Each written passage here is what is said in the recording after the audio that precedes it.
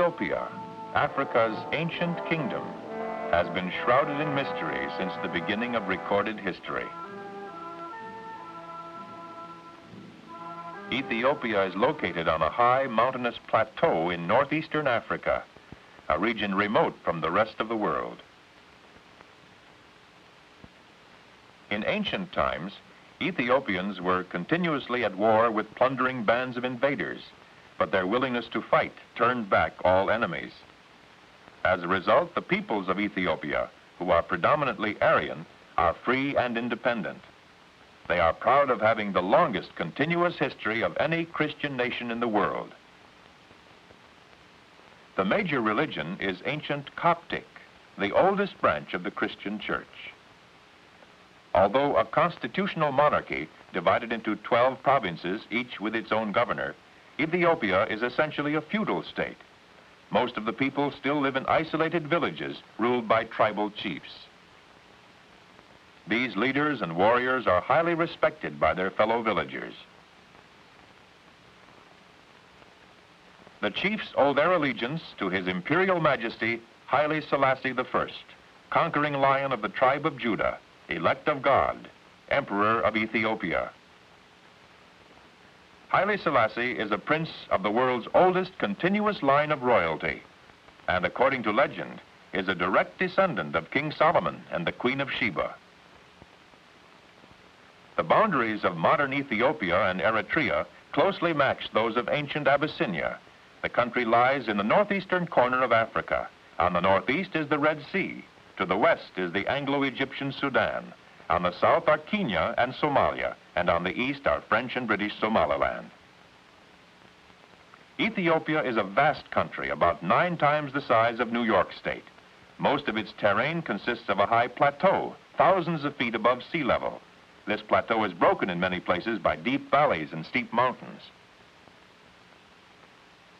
The fact that Ethiopia is primarily populated by a people of Caucasian ancestry makes it unique among other African nations. There are over 100 different tribes and races within the country. Although dark in complexion, most of the people are Caucasian and are descended from the ancient Hamites and Semites. Although Amharic is the official language, many dialects are spoken. The lack of a universal language is one reason for Ethiopia's slow development. The Amharas are Christians, members of the ancient Coptic Church. They live in Addis Ababa and other parts of the Central Plateau.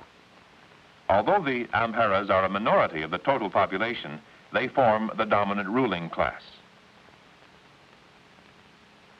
Another important group are the Galas, who occupy the southern provinces. These people are mostly Muslims and live in the rural areas. There are also many primitive tribes living in the more remote areas of Ethiopia. The Danakils are an example. These nomads live a harsh life, roaming from place to place in the semi-desert sections.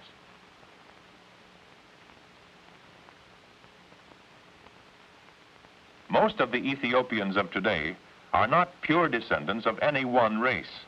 The facial features of both women and men are likely to reflect a varied combination of Caucasian, Negroid, Arabian, and Hebrew characteristics.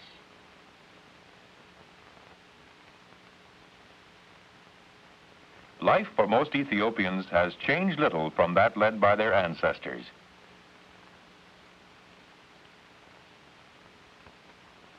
Most of the people still live in small villages with no direct contact with the outside world.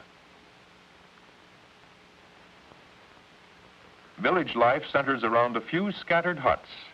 Large families live together in these small, primitive shelters.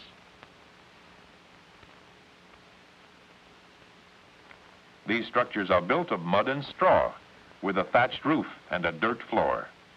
Each family collects the materials and builds its own hut. The people have little or no money, but are self-sufficient. Each member of the family performs some necessary task. An important daily duty for the women is to bring water from the nearest stream or lake. The water supply may be miles away. Clothing is washed on a rock in shallow water, a slow and tiresome task. Generally speaking, Ethiopia is not noted for its native crafts and excels in very few. One of the home industries is basket weaving.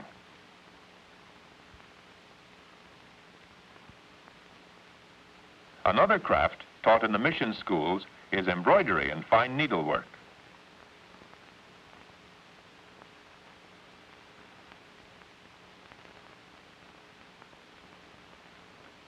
Silversmithing is practiced by skilled artisans in Addis Ababa and Harar.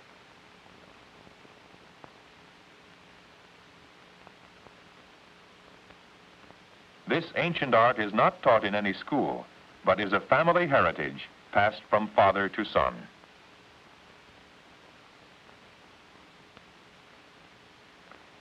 Ethiopia has been blessed with fertile soil and sufficient rainfall, making possible varied agricultural activities, including cattle raising. The most widely grown food crop is teff, a very fine grain cereal. This forms one of the staples of the Ethiopian diet. Other grain crops include wheat, barley, and corn. The plowing, sowing, and harvesting of crops is carried out in the most primitive manner and with the simplest kind of agricultural implements. An example of this is the wooden plow, fashioned by the farmer himself. Coffee of high quality is grown in the province of Kaffa. Its export accounts for a large part of Ethiopia's foreign exchange. The national dress is the white cotton shama. Although some cotton is grown, there is not enough to fill the domestic requirements.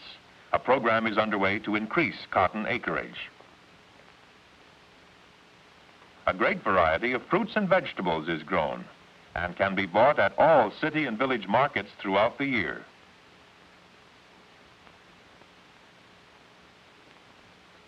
The raising and trading of livestock is very important to the country's economy. Skins and hides are among the chief exports.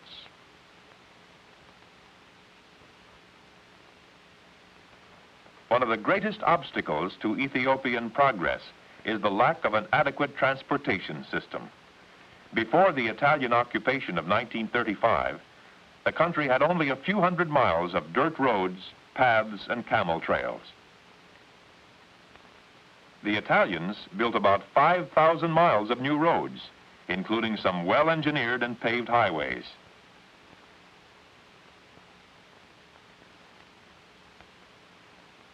Most Ethiopians still transport their goods on their heads or on the backs of pack animals. Motor vehicles are increasing in Addis Ababa, Asmara, and other larger towns, but it will be many years before motor cars become a common sight. Lions are still found in some parts of the country. There are many hyenas throughout Ethiopia. Baboons are widely distributed and are in great numbers. In the lagoon-like reaches of the Blue Nile, there are large herds of hippopotami. The forests that line the river Juba along the Sudan frontier are a favorite haunt of the mighty elephant. Ethiopia has never had organized big game hunting. The government is keenly interested in protecting the wild creatures, and this vast country may prove to be one of the last sanctuaries for African wildlife. Although some Ethiopians have discarded traditional garments and adopted modern implements, they still reflect the primitive culture which exerts a profound influence on their behavior. Addis Ababa, the capital and chief city, is located on the central plateau at an altitude of over 8,000 feet. Western ideas and products first appear in Addis Ababa. In the business district, Western architecture predominates, but the streets are congested with people, burros, and carts.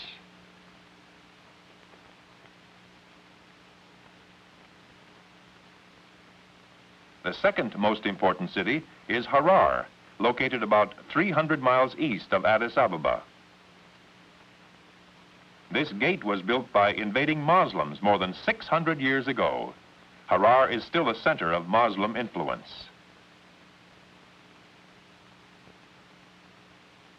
The city is very old and has accepted only a few of the modern innovations found in Addis Ababa.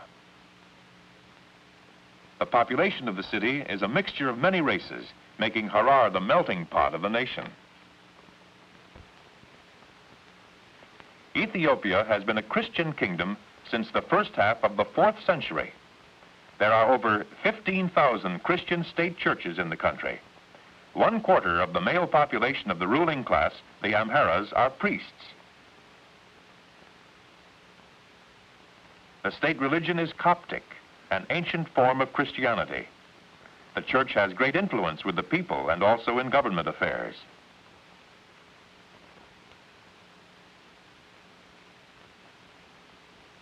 Public events, such as this celebration on the anniversary of Haile Selassie's return from exile, are usually of a religious nature.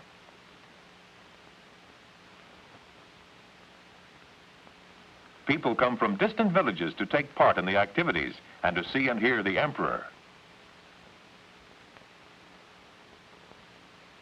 The army has always played a dominant role in Ethiopian life. Just as many young men are attracted into the priesthood of the Coptic Church, many others look forward to serving in the army.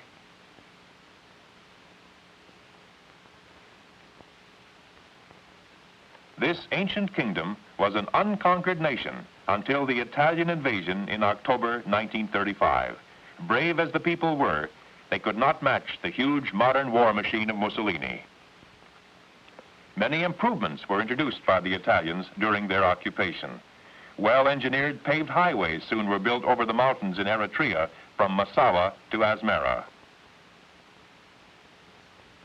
In addition to roads and bridges, the Italians contributed many other improvements toward the development of Eritrea, now a federated province of Ethiopia. Eritrea borders the Red Sea, and the major seaport is Massawa, one of the hottest places on earth. It's a busy harbor, shipping hides, skins, salt, coffee, tobacco, and cotton to world markets. The chief city is Asmara, located on a high plateau. Roman-style architecture and wide streets are some of the constant reminders of the influence of the Italians.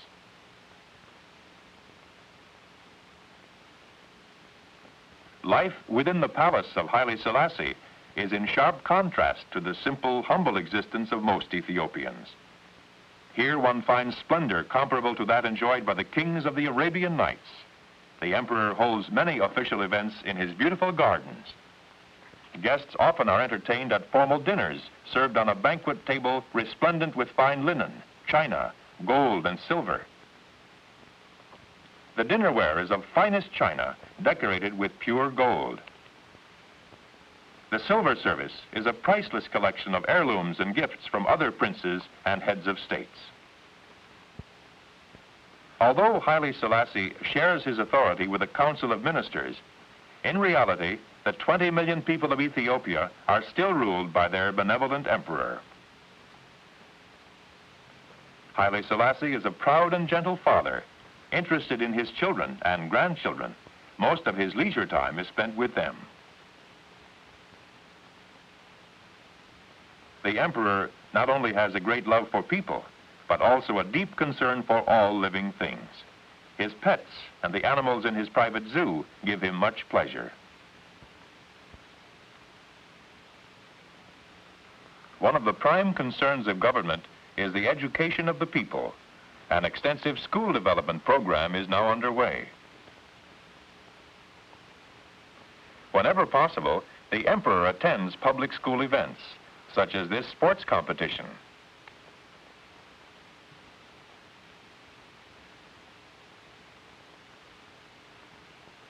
He takes a great interest in the younger generation, knowing that their education and training as Ethiopia's future leaders is essential.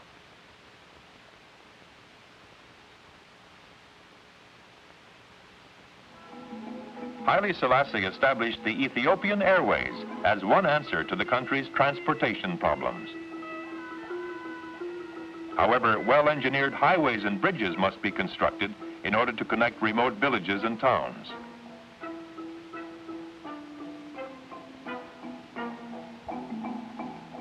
This new bridge, spanning the Blue Nile, is being opened with much ceremony. The Empress usually attends all large ceremonies with her husband. Under the guidance of Haile Selassie, the 225th ruler of this ancient kingdom, Ethiopia is gradually emerging from its isolated and mysterious past into the modern world.